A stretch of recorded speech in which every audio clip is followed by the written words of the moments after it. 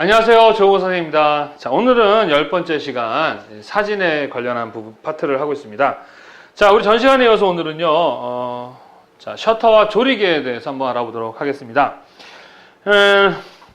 자, 이 카메라라는 것은요, 다양한 어떠한 상황과 조건에 따라서 얼마든지 다양한 그런 품질의 사진을 촬영할 수 있거든요. 특히 이 사진은요, 빛의 예술입니다. 그러니까 빛을 얼마큼 잘 다루느냐. 그러니까 잘 다룬다는 것은 그 빛의 성질, 그 빛의 어떤 그 특징, 이런 것들을 잘 이해하고 있어야 되는데, 특히 그 빛의 양을 잘 조절하는 장치, 카메라에서 가장 그 빛의 양을 조절해주는 아주 중요한 장치가 두 가지가 있는데, 하나는 셔터와 또 하나는 뭐가 있습니까?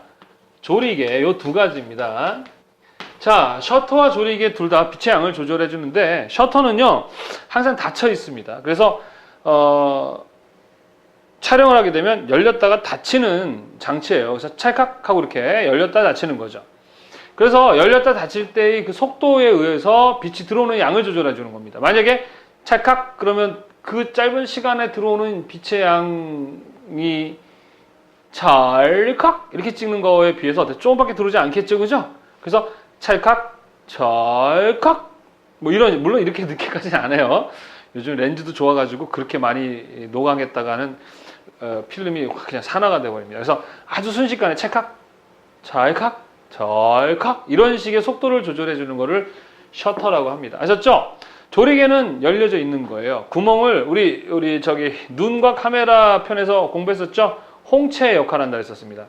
구멍을 많이 열면 어떻게 해요? 빛이 많이 들어오는 것이고, 구멍을 작게 하면 그만큼 빛이 덜 들어오는 거죠. 자, 그래서 이 두 가지를 가지고 다양한 상황과 조건에 맞춰서 빛의 양을 조절하게 되는데, 그렇다면 같은 거 아닙니까? 어느 때 뭘 어떻게 합니까? 라고 얘기하는데, 보통 셔터를 사용하는 경우는 뭔가 움직이거나 하는 것들을 빨리 촬영해야 할 때 바로 이 셔터 값을 기준으로 조절을 해줍니다. 왜냐하면은 필름에 상이 맺힐 때 움직이는 상을 이렇게 찍어야 될 때 있잖아요. 이렇게 움직일 때 카메라가 만약에 찰칵이 아니라 찰칵하면 이 사람이 이렇게 가다가 다음 장면이 연결되잖아요.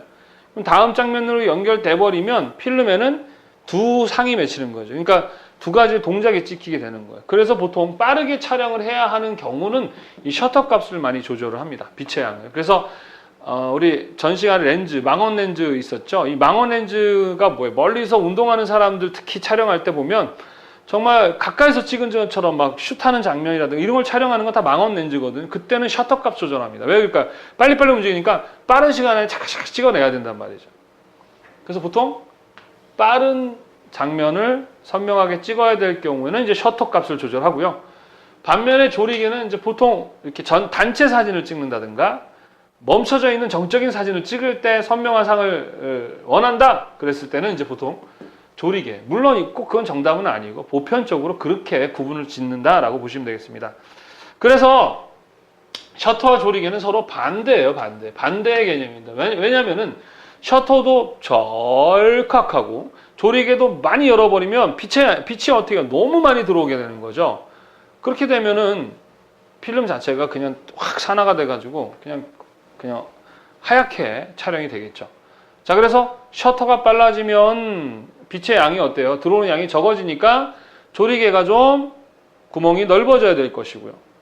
그죠? 셔터 값이 느려지면 빛의 양이 많이 들어오니까 조리개 값은 적어져야 됩니다. 그래서 서로 이렇게 반대라고 생각돼요. 그래서 뭐 한 스탑이 올라가면 반대로 내려가야 되고, 하나가 올라가면 반대 하나 내려가야 되고, 이런 식의 서로 반대된다 이렇게 보시고, 그거에 대한 시험 문제가 많이 출제가 되고 있습니다. 그래서 셔터 같은 경우는 어떻게 표시하느냐 그러면은 숫자로 표시합니다. 1, 2, 4, 두 배씩 올라가요. 4 다음 두 배가 뭐예요?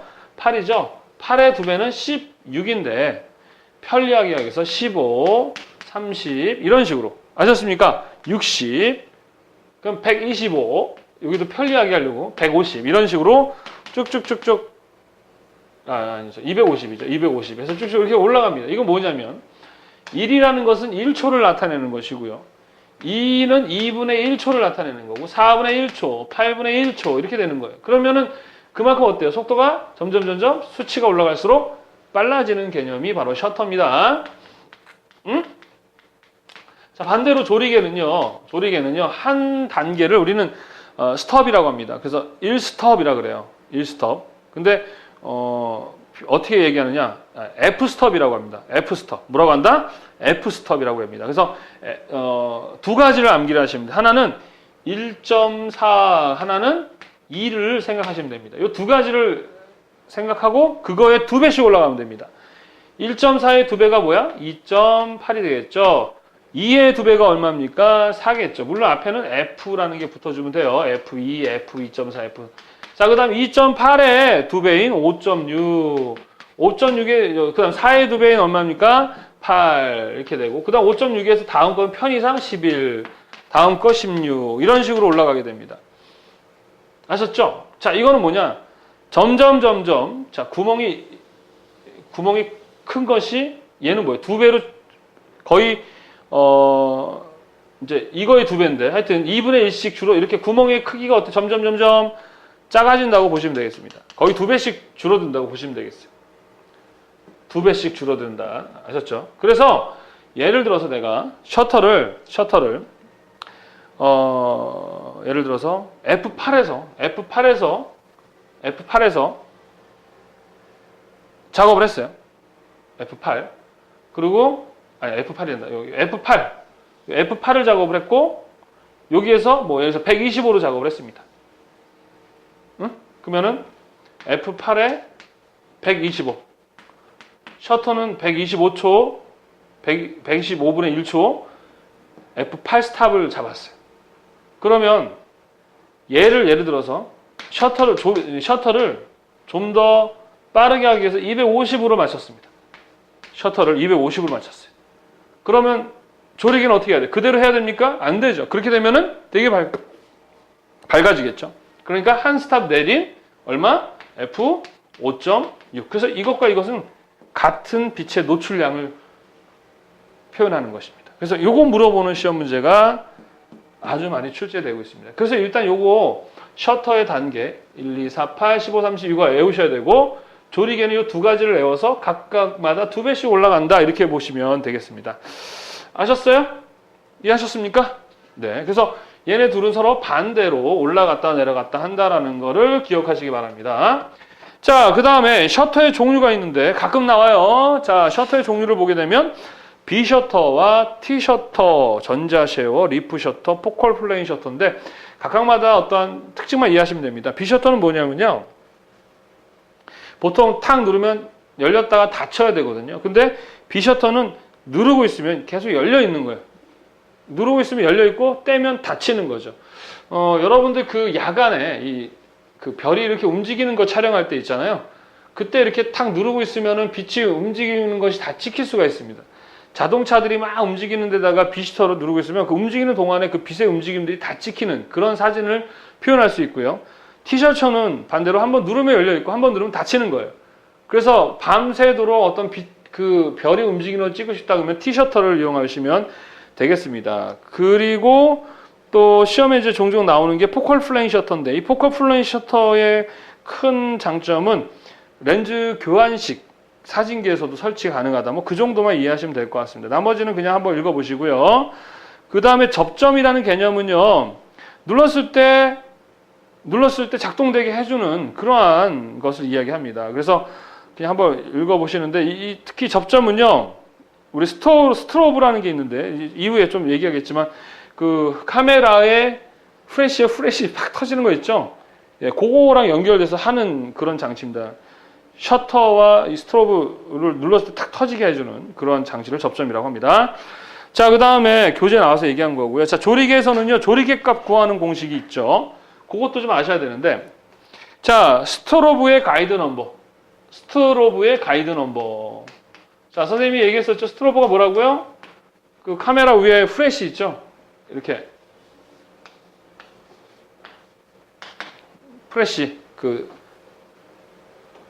이렇게 기자들 막 연예인 나오면 막 터지잖아요. 팍팍팍팍팍 막 터지지 않습니까? 그게 스트로브입니다. 그래서 스트로브의 가이드 넘버와 조리개값 곱하기 촬영거리, 요게 이제 뭐예요? 가이드 넘버나 조리개 값이나 촬영거리를 구할 수 있는 공식입니다. 그래서 이게 시험 문제에 되게 많이 출제되고 있거든요. 그냥 되게 예를 들어 볼까요? 예를 들어 보면 가이드 넘버가 32일 때, 자, 조명거리가 4m일 때 조리개 값은 x로 놓게 되면 어떻게 이거 나눠주면 되잖아요. 그럼 얼마예요, x는? 48에 30인가요? 그래서 얼마예요? F8. 조리개 값을 F8로 놓고 하면 이게 또 정답이냐? 그건 아니고요. 이렇게 촬영하면 기계적으로 가장 좋은 품질의 사진을 찍을 수 있다. 그런 뜻입니다. 이거 시험 문제 많이 나오니까 잘 기억해 두세요. 반대로 그 스트로브 있죠? 프레시라고 이렇게 얘기했던 그거를 조리개 값과 촬영거리를 통해서 가이드 넘버에 맞는 제품을 또 구입할 수 있겠죠? 자, 그렇게 하시면 되겠습니다. 자, 그 다음에, 자, 이렇게 해서요, 이제 여기까지 해가지고, 이제 기본적인, 그 카메라에 필요한 렌즈라든가, 그 다음에 필름, 그 다음에 카메라에 대한 이야기를 했습니다. 자, 그런데, 촬영할 때, 광학에 대한 이야기를 우리 전전 시간에 했었죠. 마찬가지로 이 빛을 가지고 하는 예술이기 때문에 어떻게 빛을 잘 다루느냐, 어떤 빛을 쓰느냐에 따라서 아주 원하는 좋은 품질의 그러한 사진을 얻을 수가 있거든요. 그래서 빛에 대해서 좀 더 한번 이야기를 해보도록 하겠습니다. 교재에 나오니까요. 자, 촬영 방법이라든가 빛에 대한 이야기, 그 부분을 이제 마무리 해보도록 하겠습니다. 자, 촬영에 필요한 먼저 촬영 기법이라든가 이제 마지막이 뭐예요? 촬영 기법이랑 어떤 촬영 기법에 관련한 것들이겠죠. 그러면 촬영 기법과 관련해서는요, 특히 조명과도 상당히 연결되어 있기 때문에 우리가 조금 알아야 됩니다. 자, 첫 번째, 과거에는 이렇게 좀 아날로그식이다 보니까 기기에 대한 어떤 이해도 필요했었고요. 어떤 빛 또는 어떤 기타 촬영 기법 이런 다양한 것들을 배워야 되기 때문에 좀 어려웠었습니다. 그러나 요즘에는 모든 게 다 디지털화돼 가지고요. 고가의 DSLR 카메라가 아니라 여러분들이 사용하고 있는 최신 핸드폰 있죠. 핸드폰도 과거에 아주 고가의 필름, 카메라의 정도 수준까지 와 있기 때문에 사실은 장비도 중요하지만 이제 요즘에는 어떤 건 이런 촬영 기법과 또 조명 그리고 어떤 기획 의도 이런 것만 있다면은 충분히 사진 작가도 할 수 있는, 예전보다는 훨씬 쉽게 촬영 작가가 될 수 있는 그런 시대가 됐다 이렇게 보시면 됩니다. 지금 선생님이 이렇게 카메라로 촬영해서 여러분들한테 영상으로 강의를 제공하는 것도 사실은 과거에는 생각할 수 없었던 거였죠. 지금은 그만큼 시대가 좋아지고 있기 때문에 이제 단순한 그 기술을 가지고 경쟁하는 게 아니라 창의를 가지고 아이디어와 창의를 가지고 경쟁하는 시대가 되었다 이렇게 보시면 되겠습니다. 자, 그래서 일단 촬영할 때 많이 쓰는 이 조명과 관련해서 빛의 양을 우리가 육안으로도 할 수 있지만 이제 사람의 눈은요 이제 어떤 상황에 따라 달라질 수 있기 때문에 노출계라는 걸 사용합니다. 뭘 사용한다?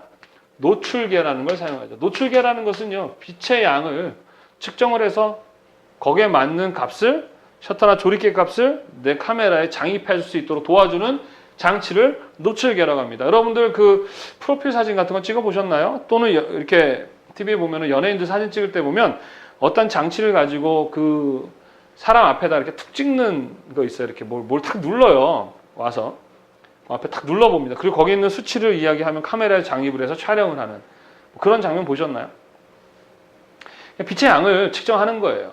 노출 양을. 그래서 두 가지가 있습니다. 하나는 반사 광식이 있고 하나는 입사 광식이라는 게 있어요. 뭐냐 그러면은 이 카메라 자체에도요. 여러분 노출계가 이렇게 그 노출계가 들어가 있거든요. 또는 별도의 노출계가 또 따로 있습니다. 그래서 두 가지가 있습니다. 하나는 조명이 나를 맞고 반사되는 값을 어떻게 해요? 측정하는 반사 광식이 있고요.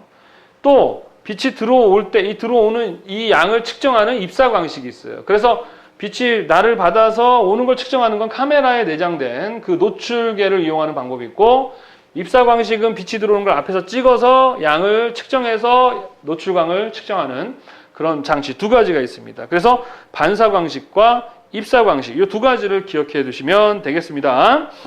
자, 그 정도만 아시면 될 것 같고요. 그 다음에 이제 조명인데, 조명은 말 그대로 우리 광원에서 배웠듯이 또 카메라는 이 빛을 가지고 하는 예술이기 때문에 촬영할 때 이 빛의 양을 뭐 광량이나 이런 걸 잘 조절해주면 다양한 그런 품질의 사진을 얻을 수 있습니다. 그래서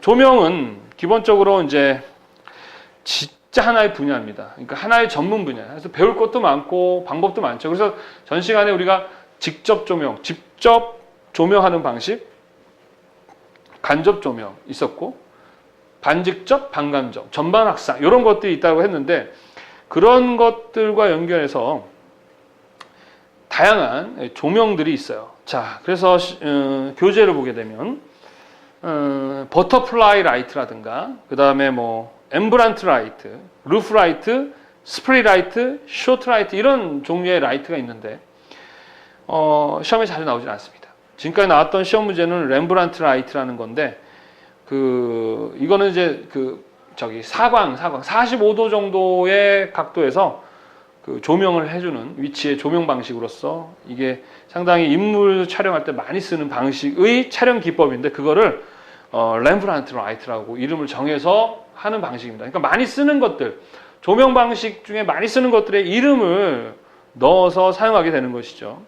그래서 뭐 버터플라이라는 것은 정면에서 빛을 준다든가 뭐 이런 것들이에요. 그래서 시험에는 많이 나오지 않지만 이런 종류들을 한번 눈에는 익혀 놓으시기 바랍니다. 뭐 중요하지 않지만 한 번 정도는 읽어보시면 좋겠고, 최근에는 어떤 시험 문제가 나오고 있느냐 그러면 뭐 렘브란트 라이트라든가 라인 라이트라는 것들이 출제되고 있습니다.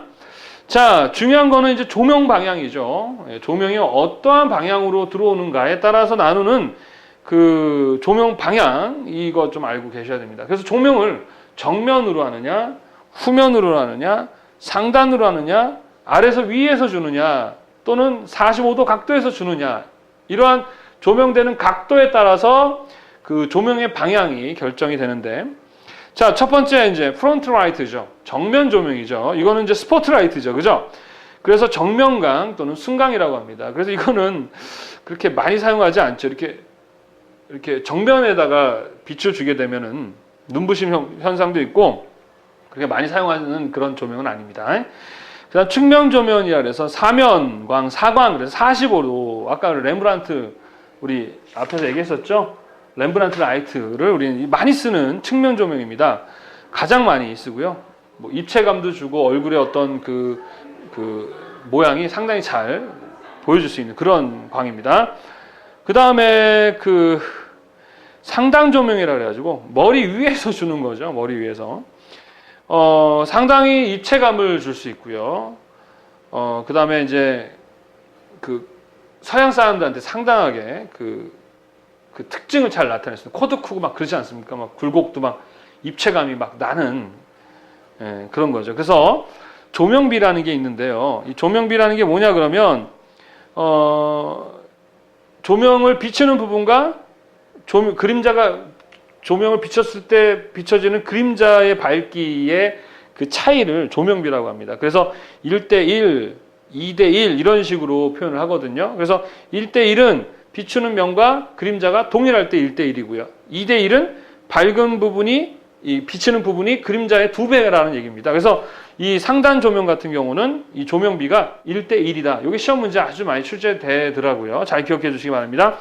후면광이라는 것은 이제 빛에서 오는 건데 막 뭔가 신비한 어떤 이렇게 느낌 날 때, 또는 실루엣 같은 표현할 때 후면이고요. 하단은 아래에서 위로 주는 건데 상당히 뭐 귀신같이 표현되죠. 우리 귀신 표현할 때 이렇게 아래에서 하기 때문에 그렇게 많이 사용하지 않습니다. 정면광이나 하단광은 많이 사용하지 않는다라는 거 기억해 두시기 바랍니다. 이 정도만 이해를 하시면 될 것 같고요. 자, 그 다음에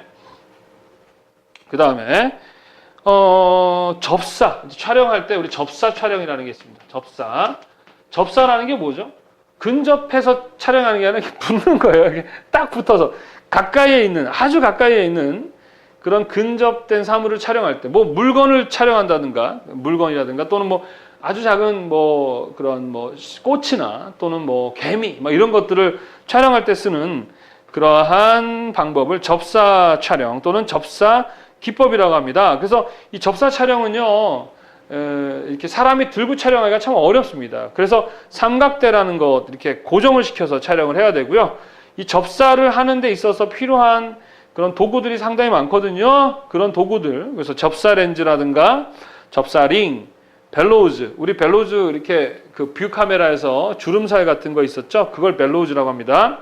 그리고 매크로 렌즈라든가 매크로 줌 렌즈 같은 것들이 접사 렌즈, 접사 촬영에 도움을 주는 장비들입니다. 그래서 접사 촬영에 관련한 장비들과 관계가 없는 것은 하고 시험 문제에 좀 출제가 되는데 그거를 좀 암기해 두세요. 접사 렌즈, 접사 링, 벨로우즈, 매크로 렌즈, 그 다음에 매크로 줌 렌즈 이런 것들이 접사 촬영의 도구다. 뭐 이 정도만 아시면 될 것 같습니다. 자, 그 다음에 또 촬영 기법에 있어서 중요한 것은 구도겠죠. 어떠한 장면에서 어떻게 촬영을 하는가. 자, 이 구도는요, 구도를 이루는 그 요소는요, 점, 선, 형, 면, 명암, 색채 이런 것들입니다. 그래서 보편적으로 크게 구도의 3요소 그러면 선, 형, 명암이라고 얘기하는데 그 외에도 점, 선, 면, 명암, 그 다음에 색채 이런 것들이 구도를 잡는 데 있어서 필요한 요소들이다. 그래서 구도 똑같은 장면을 똑같이 촬영하더라도 어떤 구도에서 촬영하느냐에 따라서 또 다양한 품질의 그러한 사진을 얻어낼 수 있다라는 거. 그리고 대표적으로 시험 문제 많이 나오는 게 패닝이라는 겁니다. 패닝 뭐냐? 달려가는 뭔가 자전거가 이렇게 가면 따라가면서 같이 찍는 거예요. 촬영할 때는 거의 90도의 위치에서 촬영하는 게 좋겠고요. 시험 문제 많이 나옵니다. 같이 이동하면서 촬영하는 그런 기법을 패닝이라고 합니다. 그 다음 주밍이라는 게 뭐냐? 주밍이라는 것도 있는데 주밍은요, 요 가운데로 이렇게 쫙 몰리는 듯한 느낌. 뭐 뉴스 데스크 그러면 막 쫙 모여가지고 이렇게 모여지는 주밍이 되는 그런 느낌을 주밍 기법이라고 합니다.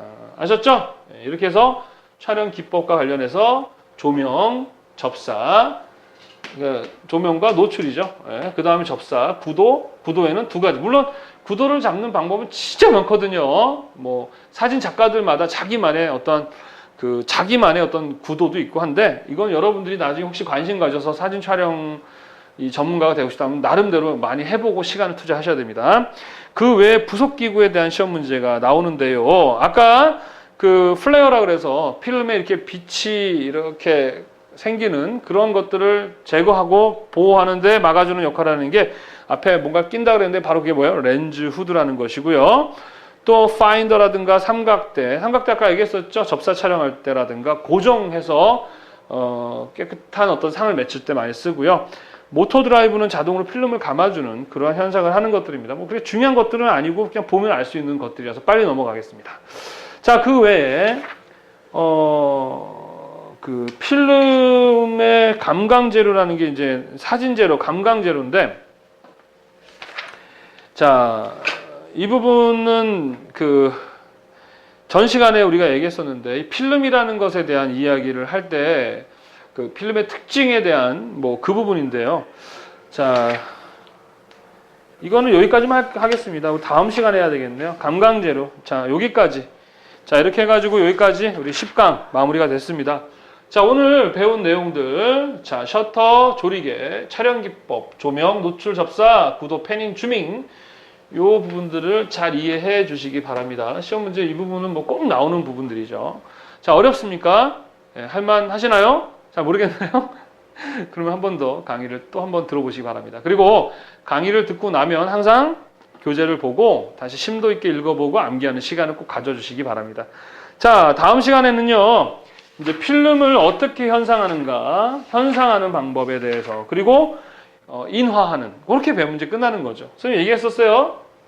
렌즈, 필름, 그 다음에 카메라, 그리고 렌즈와 관련해서는 셔터, 조리개, 필터, 그 다음에 카메라의 부속 기구들, 그리고 카메라 자체는 빛에 관련한 그 예술이기 때문에 광학에 대해서 이해해야 되겠고, 광학과 관련해서 어떤 조명을 어떤 방향에서 어떻게 쓰느냐에 따라서의 어떤 조명의 특징, 그리고 촬영하는 기법 관련해서 노출이라든가 접사, 구도, 패닝, 줌밍 이런 게 필요하다라고 했고요. 이제 다 배운 건데 이제 필름을 이제 실제로 어떻게 현상하고 어떻게 인화하는지 요것만 배우면 카메라에 대한 부분은 다 끝납니다. 그죠? 별거 없죠. 예. 물론 그 제품이나 이런 방법들이 되게 많습니다. 그 모든 걸 다 알 수는 없어요.